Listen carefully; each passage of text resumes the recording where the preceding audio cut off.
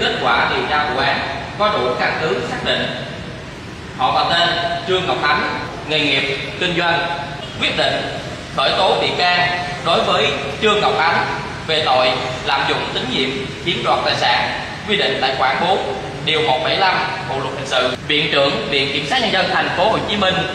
quyết định điều 1 phê chuẩn quyết định khởi tố bị can đã có hành vi lạm dụng tín nhiệm chiếm đoạt tài sản trong thời gian giữ chức vụ chủ tịch hội đồng quản trị kiêm giám đốc công ty cổ phần bất động sản Đất Rồng 19 và 173 Bộ luật tố tụng hình sự, ra lệnh bắt bị can để tạm giam trong thời hạn 4 tháng, tổ chức thi hành lệnh này và giải bị can đến trại tạm giam Chí Hòa, công an thành phố Hồ Chí Minh.